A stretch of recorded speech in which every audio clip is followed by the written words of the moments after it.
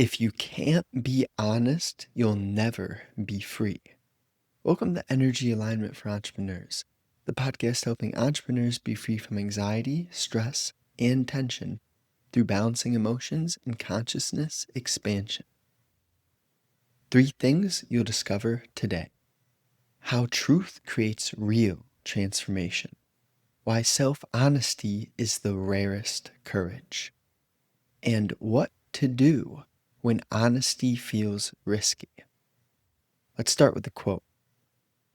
If you can't be honest, you'll never be free. And I would say that honesty is something that is beneath a lot of layers. And we bring up that word courage in one of the points that you'll learn about here. And for anyone to be honest, you must first be courageous, right? On the lower end of the spectrum, if we're using the consciousness framework, what you have below courage, the level of 200, is helplessness, fear, anger, and the list goes on. Those sorts of vibrations deter you from honesty. So here's the thing, you can be both scared and courageous simultaneously. So that means that when you have the courage to look at your fear rather than be drowned by your fear, right? Then you move through it. Just like you're going to get crashed by a wave if you don't dive through it. You have to dive into your fear. And it takes strength to say, you know what? That's what we're doing right here. It's time to look, whether it be fear, a helplessness, anger, jealousy, right? Whatever you're feeling, you have to look at it consciously. You don't need to try to think yourself to a solution. See, that's the trap of the mind. But you just need to realize and to say, you know what, man, this thing is getting to me. Not necessarily speak that out loud, but recognize within your being, oh, I am hinged upon something. Now, I could tell you a little story, but I'll just share the structure with you ultimately, because it's just quite relevant. So I'm not here to make this about me. The story is provided so you can learn and put yourself in the shoes of the character in the story. And ultimately, what was getting to me was this idea of finding, right? You've heard it before, some form of perfect job, some form of dream job that just suits me super well, right? And what I realized was I was just focused on the wrong thing. And I got to a point where I could feel the conflict in my being. I was considering this over weeks and weeks, maybe even a month. So it was ongoing. And I got to this point where I could not continue to force and force. And I surrender. Right? I ask my heart for help. I ask God for help. I'm sitting with myself, just realizing I cannot keep forcing this. I'm going to have to surrender and let go and just hope that, put my faith in what's grander than my logical thinking, right? And the next day, I'll tell you, something more than a solution happened. I had a conversation with a specific person, and it just changed my whole perspective. And it's like not coincidental whatsoever that the day was like within 48 hours of me saying, you know, I just can't keep forcing this. I have to surrender. I surrender, please. Like I need some help. When I did that, then less than 48 hours, you know what I mean? So I digress with the story. But this honesty, it's, first of all, you got to be honest about where you're at. So I'll give you a few levels. If you're feeling extremely chaotic in terms of you don't have any grounding, then you need to look at simplicity of fundamental structure. And that is the simple things that a human being needs: movement, fresh air, sunlight, healthy food, and not too much. That's stage one. Stage two is kind of stop doing things, right? Stage one is okay, make sure your fundamentals are in check. Because you can't be honest if you don't have these few things in order. Number one is fundamentals. Number two is what your things that you need to not do. One would be excess scrolling, too much phone, too much internet. Two would be excess caffeine. You're going to get a theme here. Three would be like excess sugar and excess processed foods. So delete those things. I know it builds off of the fundamentals, but delete those things, right? Wasting of emotional energy, wanting, living in your desires and not acting, not creating, but simply desiring, going from shiny object to shiny object. Too much stimulus, right? Short form brain rot. The list goes on and on. Even too much music, like rap music, low vibrational things. It's like, look at the low vibrational things in your life and let go of them. Not saying you have to be perfect. I'm not at all saying that. But we have to be honest with ourselves about what is keeping us dishonest. We have to be able to recognize what's keeping us weak and how that weakness affects everything that we do and create in our lives, because it's our aura that we're creating, and the aura doesn't lie. It's moment by moment. Your energy, your consciousness, like you may be able to say certain words, but you can't hide what you're radiating. It's just a question of, is someone able to read it? Because if someone can read you, you can't hide. And that's what's happening for humanity, is consciousness expands in a manner where people are doing the work. People are going to be able to read you like a book unless you can read yourself and then therefore move moment to moment. And when you're moving moment to moment, then you're not readable because you don't even know what you're going to do next, because you're letting consciousness guide you.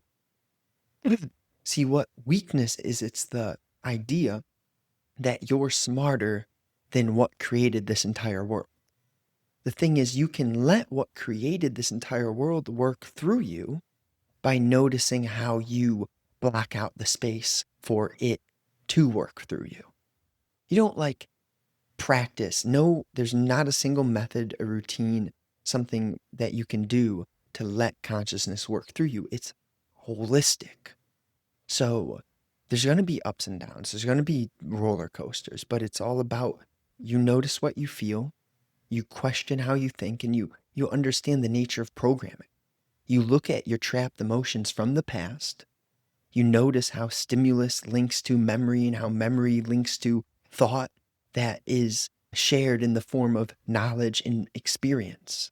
You are aware of your being, right? So yeah, you use your logic when necessary. You use your intuition when necessary. You don't use anything when necessary. You're just there and you listen and you let it all go. You got to get good at kind of feeling the space which is between the lines. The things that these words can't hint at is the essence of how you flow. Like, I can't make a video how you flow and give you some bullshit thing. Like, a lot of people get trapped in that, and so I digress. But this is the importance of being honest, is I'd much rather not sugarcoat the thing for you, because it's not something I have. I'm just sharing my journey, right? And freaking right now in 2025, a lot of the population can't even listen to something like this. They can't comprehend it because they've been so distilled to be a secondhand version of themselves.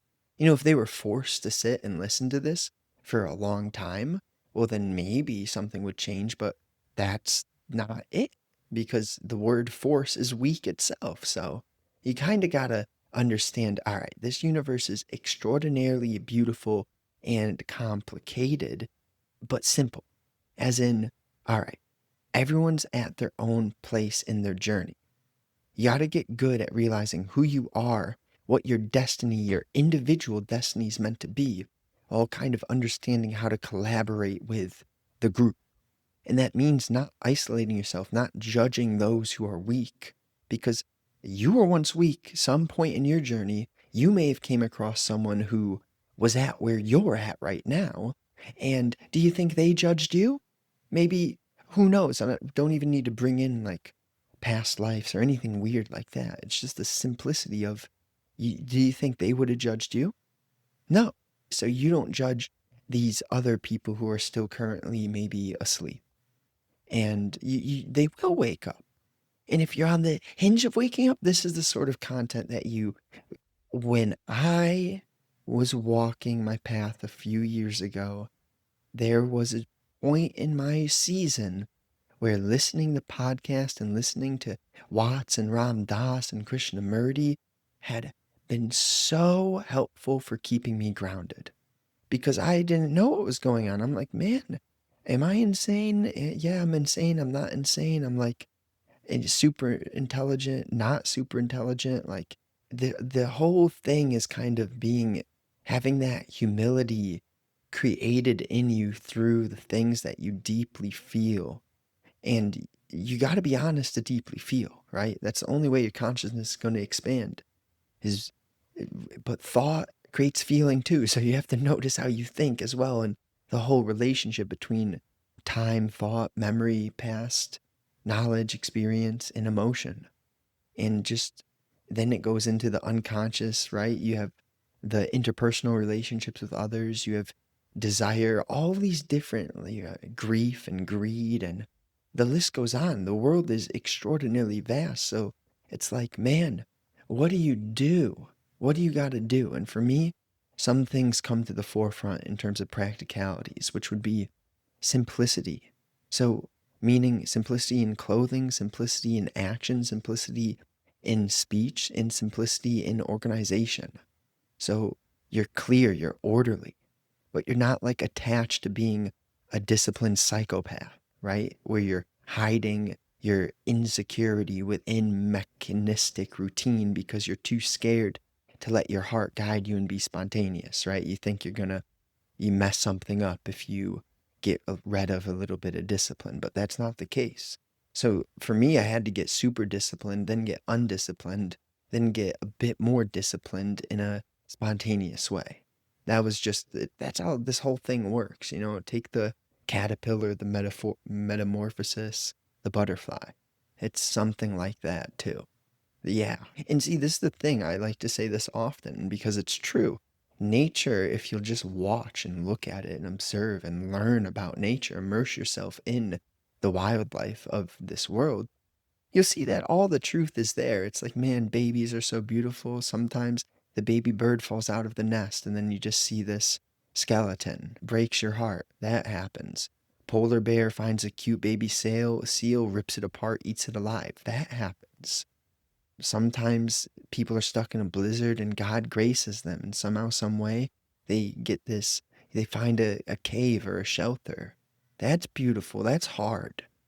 The list goes on, right? Hitler, the beautiful oceans. Then you got tornadoes.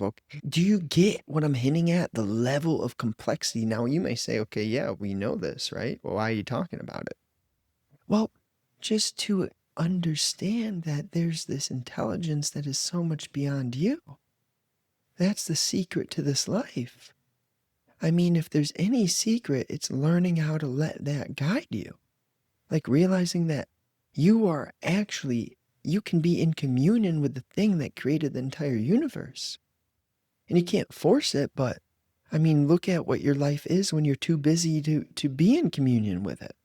Look at your life. So I know that was a lot for the quote. We're 15 minutes in, basically.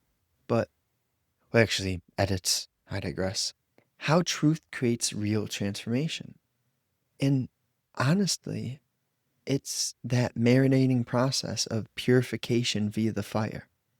The truth hurts. Honesty hurts. But then you hurt less because you're strong enough to carry your gift, which is the responsibility, which when you're weak feels like it's a double-edged. It feels like a blade. It feels like you got stabbed in your back, but that sword, you take it out of your back and then you wield it. That's essentially, and you wield it in a manner not where you're battling anything, but you have the sword of the flames, right? And when you carry that sword of fire and it's shaped with your own blood, You know what you've went through and you know who you are and you don't forget that. Of course, the universe will grace you and grace you and grace you with humility, but that doesn't mean you don't know who you are. So that's the truth that creates the transformation is knowing who you are. And you only do that through knowing who you're not. So you got to look at who you are when you're wearing that mask, when it's dominating your life.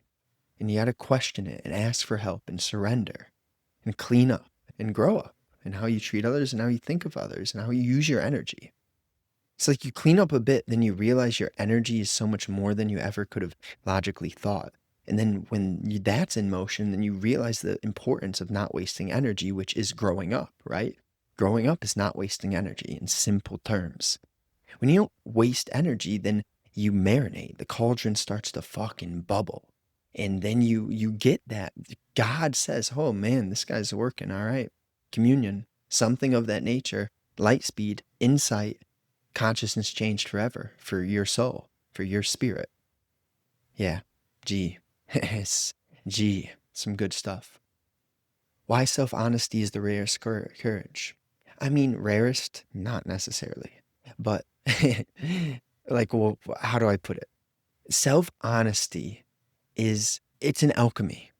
It's an alchemy because you feel something that hurts you, then you look at it and you learn to see beauty in the hurt. And then you don't even know, like, so what's bad and what's good, right? If the pain is something which is necessary for the good, is the pain bad? This is where you'll hear quotes like the devil is God's agent. And that's very, in this big nature, if you can really zoom out and understand the power of creation itself, yes, the devil is God's agent. They are not in battle. They're not separate things. Sometimes it feels like that. Sometimes it feels like that, but that's not the truth. The truth is that there's only one. And there's only one. And you really think that one who created all of this world could be so weak that someone else could battle him? No. No, the devil is God's agent. And that's just, yeah, I digress. So what to do when honesty feels risky? Man, you surrender to what your heart is kind of screaming to you.